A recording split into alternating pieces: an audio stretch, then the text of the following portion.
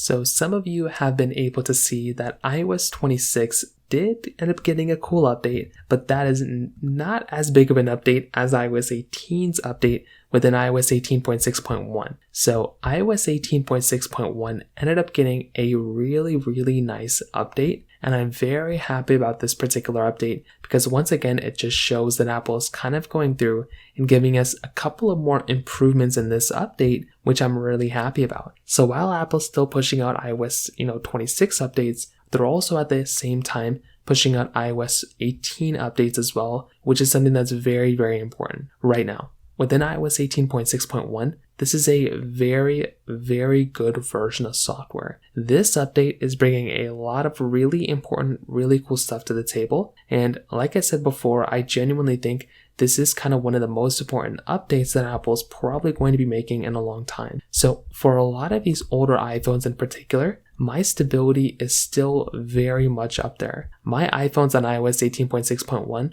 are still very fast and they're still performing very well, and they are more stable than iOS 26. It's funny because it kind of takes a new version of buggy software like iOS 26 to basically come out for us to love and kind of appreciate the older kind of software that was more buggy in the past. And even though iOS 18 isn't perfect and there's lots of glitches with it, I do like having this type of version of software and this device just kind of laying around right there that we can basically go ahead and pick up and kind of go and downgrade to that is way more stable, significantly more stable than the current generation of iOS 26. So I say that all to say, if you're even contemplating on installing iOS 26, please do not do that. It makes a lot more sense to stay on iOS 18.6.1, install that version of software, use that device, and that would make a lot more sense than kind of going through and using the, iOS 26 beta. So from that side, that kind of covers it up there. If you have any other thoughts or questions, please let me know in the comment section below. Hit the like button, that would mean so much, but definitely hit that subscribe button.